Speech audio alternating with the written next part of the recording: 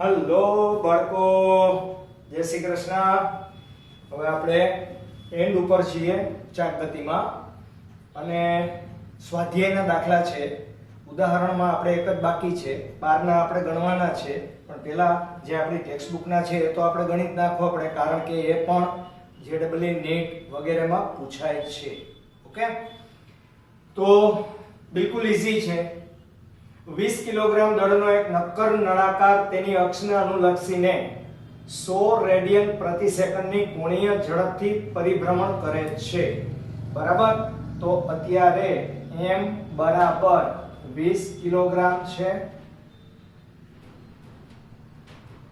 નક્કર નળાકાર ઓમેગા બરાબર 100 રેડિયન પ્રતિ સેકન્ડ છે.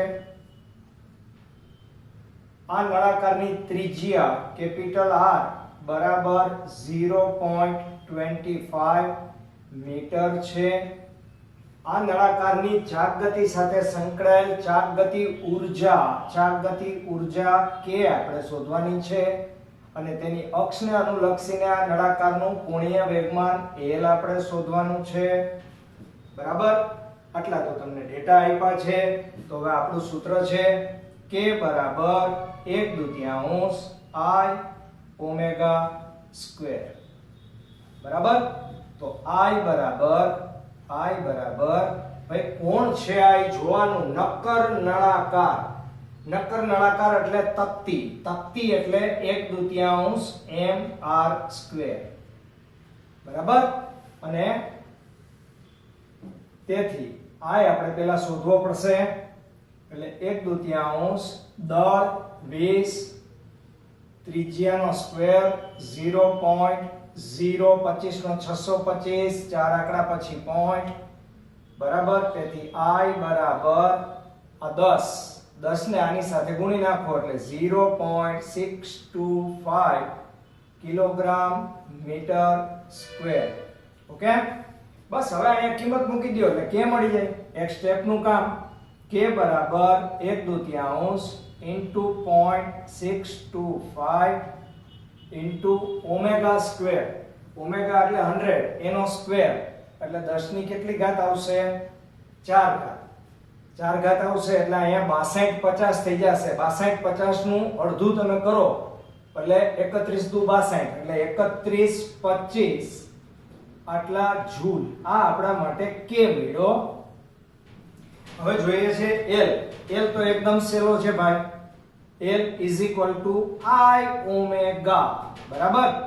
તો I ઓમેગા I એટલે 0.625 into ઓમેગા એટલે 10⁻². 100 એટલે 62.5 જૂલ સેકન્ડ. આ જૂલ સેકન્ડ એકમ છે. એકમનું બહુ જ ધ્યાન રાખવાનું. બરાબર? ઓકે, એક બાળક તેના બે હાથ પહોળા કરીને ટર્ન ટેબલના કેન્દ્ર પર ઊભો છે.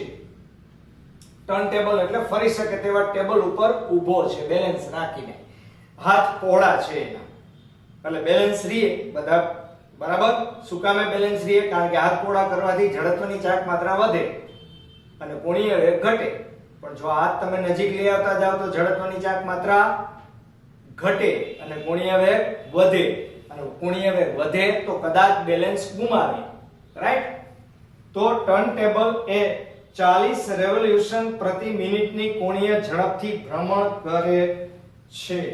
એટલે કે ઓમેગા બરાબર 40 રિવોલ્યુશન પ્રતિ મિનિટ. બરાબર? અને ફેરવવા જોઈએ તો આપણે જરૂર પડશે તો ફેરવશું. કોણીય ઝડપથી ભ્રમણ કરે છે. જો આ બાળક તેના હાથને પીઠ પાછળ વાળે એટલે કે આમ હાથ હતા એને બદલે આમ વાળી દે ઓટોમેટિક તમને હમણાં જ મેં સમજાવ્યું કે જડત્વની ચાક માત્રા ઘટશે. જડત્વની ચાક માત્રાનું મૂલ્ય ઘટીને પ્રારંભિક જડત્વની ચાક માત્રાના મૂલ્યના 2/5 ગણું કરે.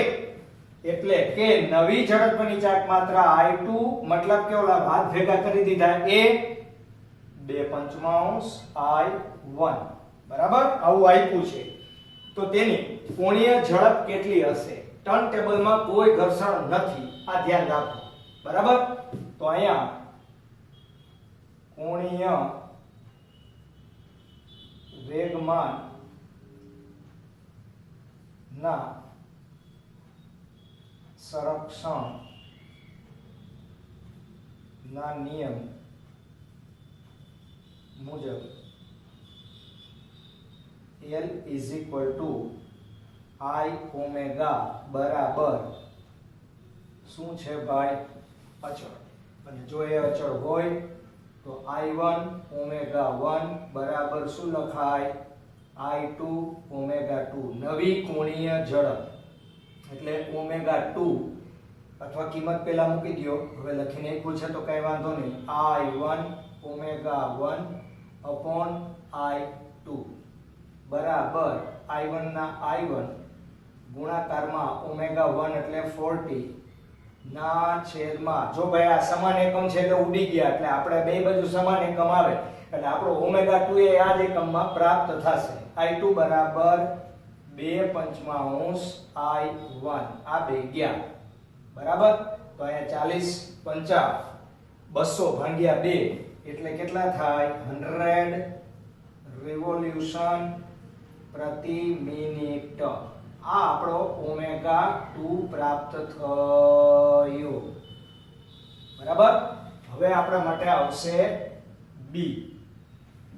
દર્શાવો કે બાળકના પરિભ્રમણની નવી ગતિ ઊર્જા એટલે કે 2 બરાબર 1/2 I2 ઓમેગા 2 સ્ક્વેર બરાબર. તો K2 બરાબર 1/2 I2 એટલે 2/5 I1 ઇન્ટુ 100 નો સ્ક્વેર એટલે 10 ની 2 ઘાત નો સ્ક્વેર એટલે 10 ની કેટલી ઘાત થઈ? 4 ઘાત. આ 2 ગયા તો K2 બરાબર ભાઈ આ 10 ની 4 ઘાત એટલે 10000 ભાગ્યા 5 એટલે કેટલા આવશે? 2000 I1 અને પ્રારંભિક ગતિ ઊર્જા K1 બરાબર 1/2 I1 ઓમેગા 1 સ્ક્વેર છે. તો 1/2 I1 ને એમ નામ રાખો. ઓમેગા 1 એટલે 40 એનો સ્ક્વેર એટલે 1600 ઇક્વલ ટુ 800 I1. આમાં જોઈને ખબર પડે છે કે K2 જ મોટો છે. કેટલા ગણો મોટો છે ઘણી વખત આવું પૂછે તો K2 upon K1 કરો તો એના બરાબર 2000 ના છેદમાં 800 બરાબર I1 તો ઉડી ગયા.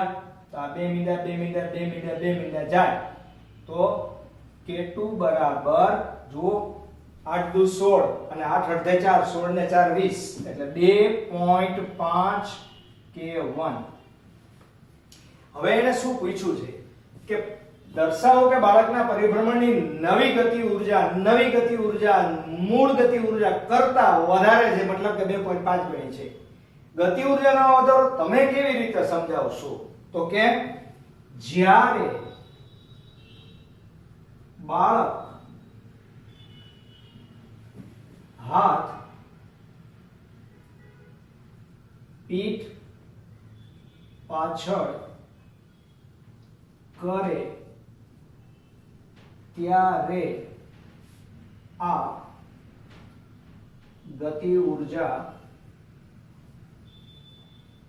વધે છે. એટલે કે તેના ભોગે વધે. એને જે કાર્ય કર્યું એ કાર્યના ભોગે આ ગતિ ઊર્જા વધે. બીજી રીતે એમ પણ તમે કહી શકો કે ઝડપની ચાક માત્રા ઘટતી હોવાને કારણે કોણીય વેગ વધે. કોણીય વેગ વધે એટલે કોણીય વેગનો વર્ગ છે. એટલે તમારી ગતિ ઊર્જા વધારે પ્રમાણમાં ધુઆધાર વધે. ઓકે, તો હવે લખી લ્યો. આના પછીનો દાખલો આપણે ગણવાનો છે ભાઈ.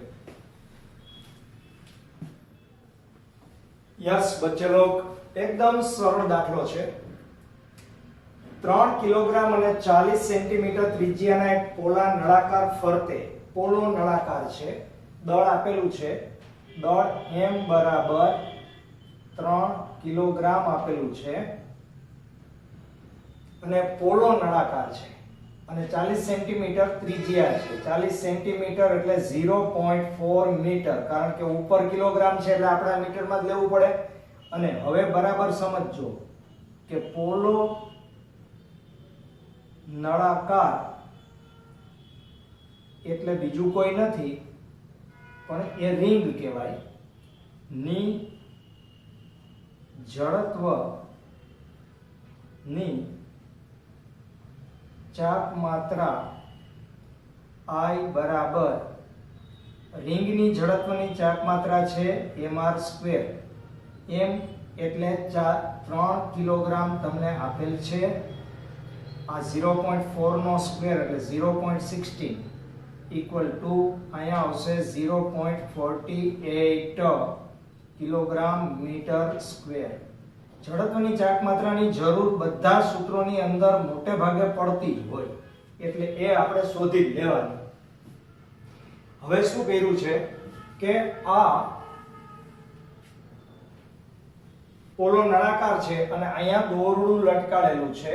લટકાડેલું મતલબ કે બાંધેલું છે. એ સરકતું નથી પણ જો તમે એને ખેંચો તો આ ફરે છે. તો આ સંજોગોમાં R અને આ F એકબીજાને લંબ રૂપે છે. રાઈટ? પૂછ્યું જ શું એના આધારે નક્કી થાય. આ નળાકારનો કોણીય પ્રવેગ કેટલો હશે? ભાઈ કોણીય પ્રવેગ જોઈતો હોય તો ટોર્ક જોઈએ. બરાબર? તો ટોર્કનું સૂત્ર શું? તો કે ટોર્ક T બરાબર RF sin ડાયરેક્ટ 90 લખું છું કારણ કે બે વચ્ચેનો ખૂણો 90 છે. તો ઇક્વલ ટુ R એટલે આપણી ત્રિજ્યા 0.4 અને બળ આપણે 30 ન્યૂટન. અહીંયા મેં લખ્યું નથી પણ આ 30 છે. તો કેટલા થશે? 12 ન્યૂટન મીટર. આ તમારું ટોર્ક આવ્યું. બરાબર? અને હવે ટોર્ક T બરાબર તમને બધાને ખબર છે I આલ્ફા. તેથી alpha is equal to torque છેદમાં જડત્વની ચાક માત્રા. ટોર્ક તમે શોધી કાઢ્યું છે 12 અને છેદમાં 0.48 એના બરાબર 12 4 48 એટલે 1/0.04 બરાબર 100 ના છેદમાં 4 બરાબર 25 રેડિયન પ્રતિ સેકન્ડ સ્ક્વેર. બરાબર? આ તમારા માટે થયો આલ્ફા એટલે કે કોણીય પ્રવેગ. અને હવે પૂછ્યો છે રેખીય પ્રવેગ. ભાઈ આ સ્પર્શક છે એટલે સ્પર્શીય પ્રવેગ હોય. સ્પર્શીય પ્રવેગનું સૂત્ર તમને યાદ હોવું જોઈએ. સ્પર્શીય રેખીય પ્રવેગ A બરાબર R આલ્ફા. આપણે ત્યાં સૂત્રમાં સ્મોલ r લીધો તો અહીંયા કેપિટલ R છે તો કેપિટલ R લઈએ. તો R બરાબર 0.4 ઇન્ટુ આલ્ફા આપણે શોધી કાઢેલું છે 25. બરાબર? આલ્ફા આપણા માટે છે 25 અને ત્રિજ્યા આપણી છે 0.4. તો 25 4 100 એટલે કે 10 મીટર પ્રતિ સેકન્ડ સ્ક્વેર. આ રેખીય પ્રવેગ છે એટલે મીટર પ્રતિ સેકન્ડ સ્ક્વેર આવે. ઓકે? હવે આ જો દાખલો તો બે સ્ટેપનો છે પણ સમજવો જરૂરી છે. એક રોટરને 200 રેડિયન પ્રતિ સેકન્ડની એક સમાન કોણીય ઝડપ જાળવવા માટે એન્જિન પર 180 ન્યૂટન મીટરનું ટોર્ક પ્રસ્થાપિત કરવું છે. બરાબર? હવે સાંભળો. આ રેખીય વેગ છે કોણીય વેગ છે એ હતો જ ત્યારે આપણે ટોર્ક લગાડતા નહોતા પણ હવે આપણે ટોર્ક લગાડવાનું છે. તો નવું ટોર્ક લગાડવા માટે એન્જિન પાસે પાવર હોવો જોઈએ. કોઈ પણ કાર, કોઈ પણ સ્કૂટર, કોઈ પણ બાઇક બધાના એન્જિનનો પાવર અને એન્જિનનો ટોર્ક આ બંને એ કંપનીમાંથી તમે લ્યો ત્યારે એ બુક આપે એ બુકની અંદર લખેલ જ હોય. બરાબર? તો એન્જિનનો જરૂરી પાવર ગણો અને એવું ધારો કે એન્જિનની કાર્યક્ષમતા 100% છે. વિશ્વના કોઈ પણ એન્જિનની કાર્યક્ષમતા 100% ક્યારેય હોતી નથી, આ ધારેલી વસ્તુ છે. એન્જિનમાં એની કાર્યક્ષમતા 100% ના હોય, બરાબર? તો પાવર ગણવાનો છે ભાઈ, એક સ્ટેપ નું કામ છે, બરાબર? ઓમેગા બરાબર 200 રેડિયન પ્રતિ સેકન્ડ, ટોર્ક 180 ન્યૂટન મીટર, અને તેથી એન્જિન નો પાવર P બરાબર ટોર્ક ઇન્ટુ ઓમેગા. યાદ છે આ કોના જેવું છે? પાવર P બરાબર FV જેવું. રેખીય ગતિ માટેનો પાવર હતો, યાંત્રિક પાવર, બરાબર? તો આ પાવર P બરાબર ટોર્ક ઓમેગા, ચાક ગતિ માટેનો પાવર, તો 180 ગુણ્યા 200 બરાબર 18 દુ 36,000 વોટ અથવા 36 કિલો વોટ. 3 મીંડા ઉડાડી દો તો કિલોમાં આવી જાય ભાઈ, છે ને સેલું? ઓકે, તો ચાલો લખી લ્યો એટલે આપણે આગળ વધીએ.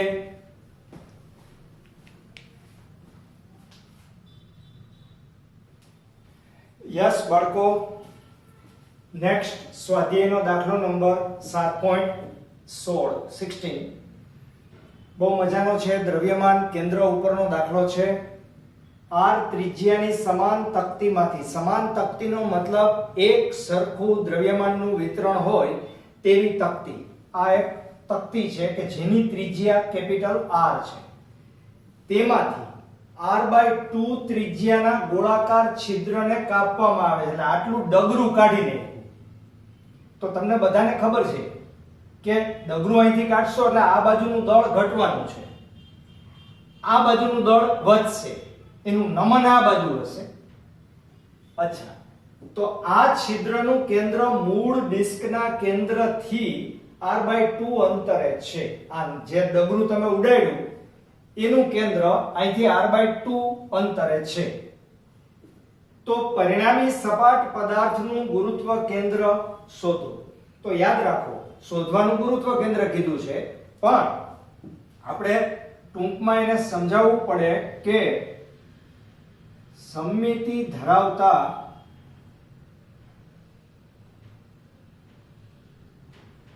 પદાર્થનું દ્રવ્યમાન કેન્દ્ર અને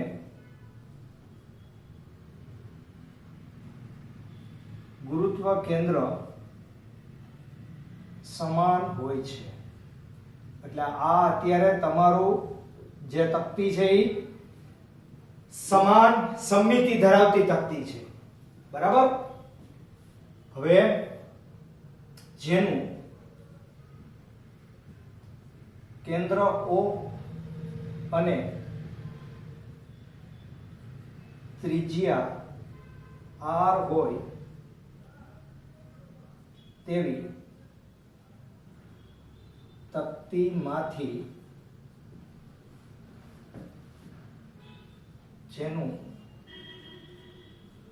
કેન્દ્ર O' હોય અને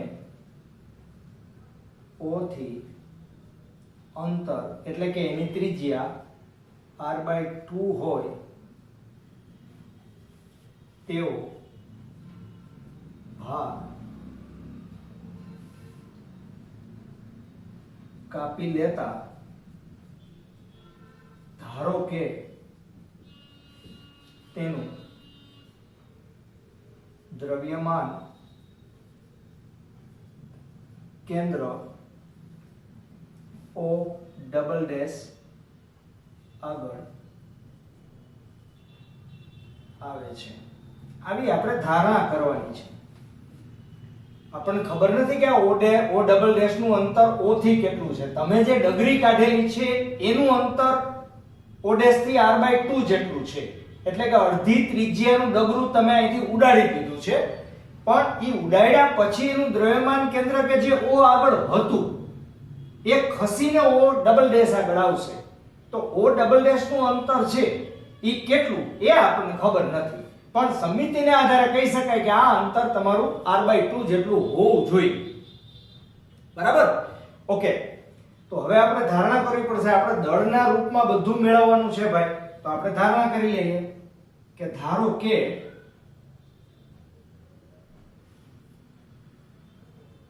એકમ ક્ષેત્રફળ નું દળ સ્મોલ m છે. આના એકમ ક્ષેત્રફળનું, કારણ કે ક્ષેત્રફળનું સૂત્ર આનું πr² થાય. તો એકમ ક્ષેત્રફળનું દળ m હોય, દળના રૂપમાં આપણે મેળવવાનું છે. તો ત્રણ દળ આપણે ધારવા પડશે. એક તમારી મૂળ તકતીનું દળ, બરાબર? ધારો કે એકમ ક્ષેત્રફળનું દળ m છે અને મૂળ તકતી નું દળ કેપિટલ M છે. તો શું થશે ભાઈ? આ દળ કેટલું થશે? એકમ ક્ષેત્રફળનું દળ m હોય તો તેનું ક્ષેત્રફળ જે મૂળ તકતી છે એનું ક્ષેત્રફળ πr² થાય. તો આપણી ત્રિરાશિ પાકી કે એકમ ક્ષેત્રફળનું દળ m તો πr² નું કેટલું દળ? તેથી m બરાબર πr² ઇન્ટુ m. આ તમારી મૂળ તકતીનું દળ આવ્યું. હવે એ જ રીતે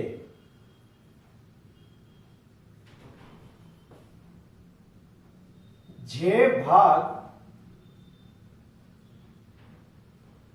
કાપવામાં આવેલો છે તેનું દળ m1 હોય તો તેનું ક્ષેત્રફળ πr/2² થાય. બરાબર? કારણ કે એની ત્રિજ્યા r/2 છે અને તેથી તેનું દળ m1 બરાબર πr²/4 ઇન્ટુ શું થશે? m. પાછી ત્રિરાશિ છે કે એકમ ક્ષેત્રફળનું m તો આટલા ક્ષેત્રફળનું કેટલું? તો આ ગુણ્યા m. બરાબર? આને આપણે સમીકરણ 2 કહી દઈએ. તો બાકીના ભાગ નું દળ આપણે એને m2 કહીએ. તો બાકીના ભાગમાં તો આપણે શું કરવાનું? આવું કઈ કરવાની જરૂર જ નથી. આ આખો ભાગ છે એ તમારો કેપિટલ M હતો, તમે ડગરું ઉડાડી દીધું એ m1 છે. તો m માંથી m1 બાદ કરશો એટલે બાકીનાનું દળ મળશે. એનું નામ આપણે m2 આપી દીધું. તો અહીંયા આપણે શું કરશું ભાઈ? m m1. રેડી? મૂળ તકતીમાંથી આપણે જે ડગરું ઉડાડી દીધું એને બાદ કરી દીધું. તો m2 બરાબર m. m એટલે કોણ? તો કે πr²m minus πr²m/4 બરાબર πr²m કૌંસમાં 1 - 1/4 બરાબર 3/4. આ 3/4 થાય અને πr²m બરાબર તો કેપિટલ M છે જ. રેડી? ઓકે? તો હવે જેવી રીતે જડત્વની ચાક માત્રા તમે લ્યો એમ ટૂંકમાં દળની ચાક માત્રાનું સંતુલન પણ હોય. જડત્વની ચાક માત્રામાં mr² કરો છો તો દળની ચાક માત્રામાં દળ ગુણ્યા અંતર લેવું પડે માત્ર. બરાબર? એટલે દળ ની ચાક માત્રા નું સંતુલન લેતા દળની ચાક માત્રાનું સંતુલન લેતા દળની ચાક માત્રાનું લઈએ આપણે સંતુલન. તો સૌથી પહેલા તો આ જે ડગરી આપણે ઉડાડી દીધી એનું દળ આપણે શું લીધું છે? કયો? m1.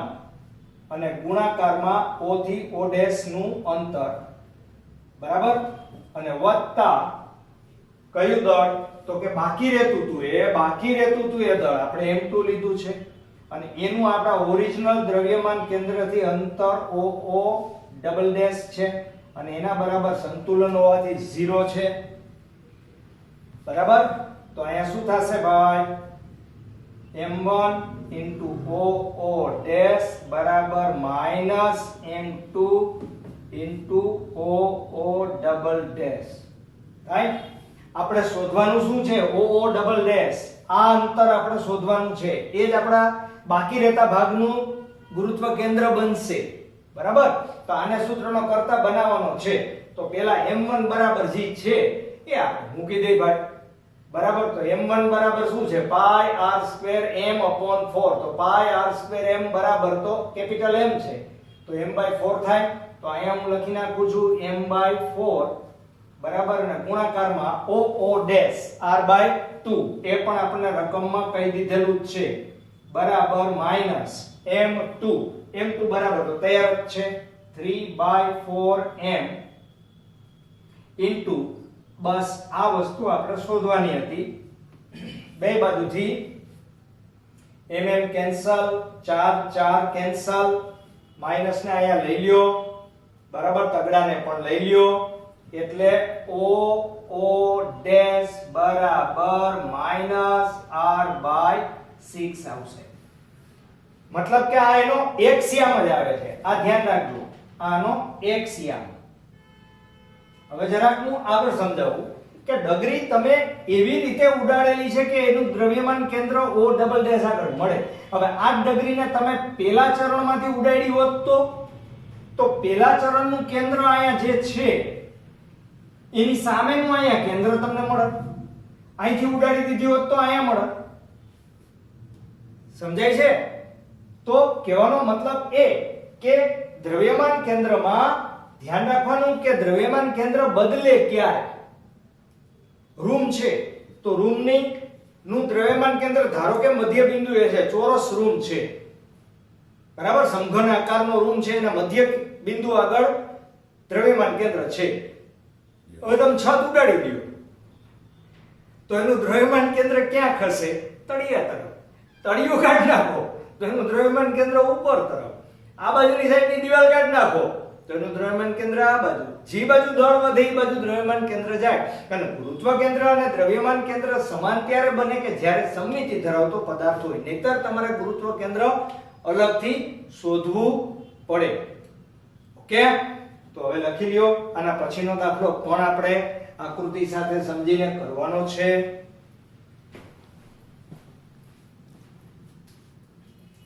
યસ બાળકો, આમ સામાન્ય દાખલો છે પણ થોડોક સમજવો પડે એમ છે. 1 મીટર પટ્ટી તેના મધ્ય છરીની ધાર પર સંતુલિત છે. હવે છરીની ધાર અહીંયા છે પણ હકીકતમાં છરીની ધાર અહીંયા હોવી જોઈએ. આ એનું મધ્ય બિંદુ છે, કારણ કે આપણે શું કર્યું છે કે આ આખો સળિયો સમમિતિ ધરાવતો 100 સેન્ટીમીટર લાંબો લીધો છે.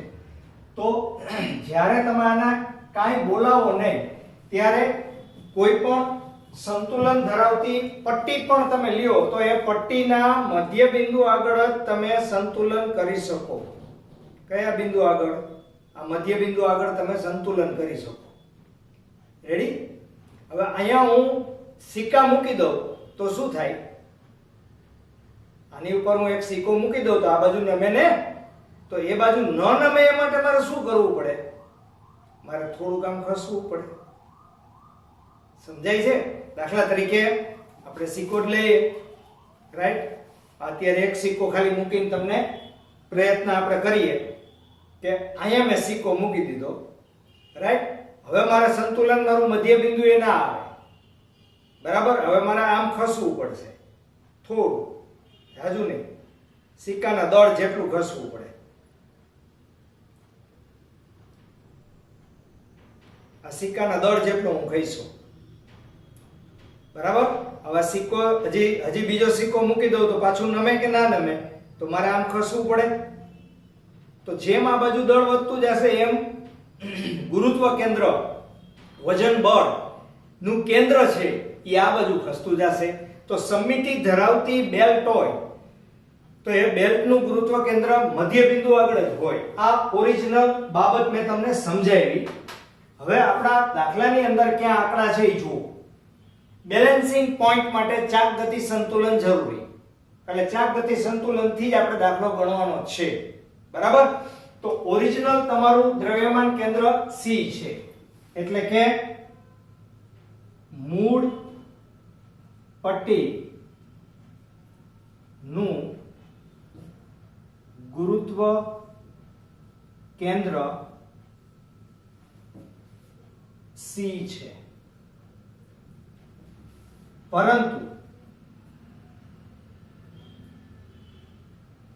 સિક્કા મૂક્યા બાદ નું ગુરુત્વ કેન્દ્ર, આ નવું ગુરુત્વ કેન્દ્ર સિક્કા મૂક્યા પછીનું એ ધારો કે C' છે. હવે બધાય અંતર એ તમારી પાસે ઓલરેડી હાજર જ છે. આપણે CC' જોતું હોય જ્યાં CC' બરાબર શું થશે? 50 માંથી 45 બાદ કરો એટલે કેટલા વધશે? 5 સેન્ટીમીટર. ઓકે? તથા જ્યાં સિક્કા મૂકેલા છે તે બિંદુ D થી C' નું અંતર C'D બરાબર જોઈ લઈએ કેટલું થશે ભાઈ. આ તો 45 છે, એમાંથી 12 બાદ કરવાના છે. તો 45 minus 12 equal to 5 2 3 4 1 3 આટલા સેન્ટીમીટર. ઓકે? હવે સેન્ટીમીટરમાં છે ધ્યાન રાખજો.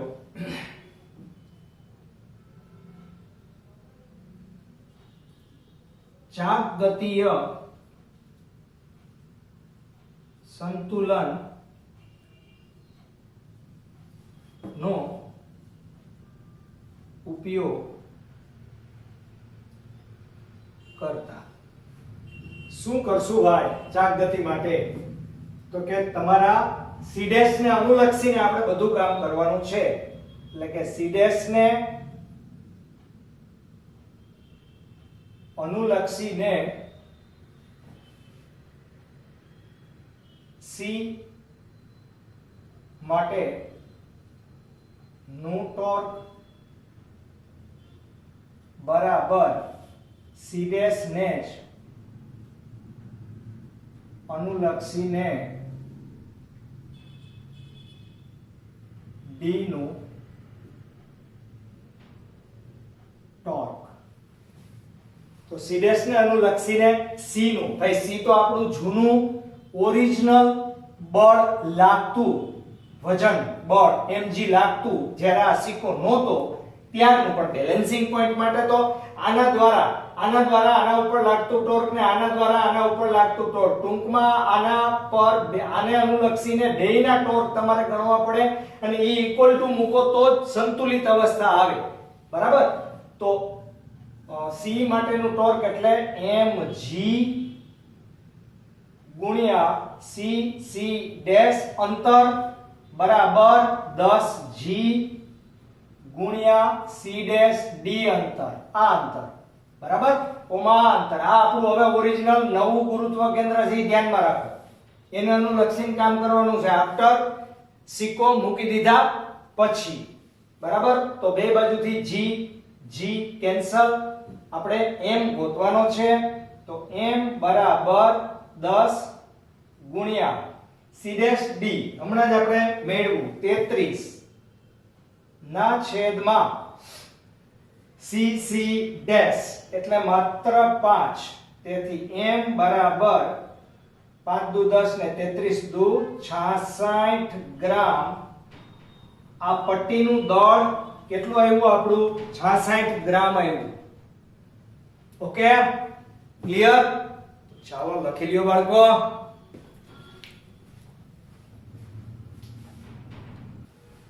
યસ બાળકો, હવે આપણે દાખલા ગબડતા પદાર્થ સિવાયના પૂરા કર્યા છે.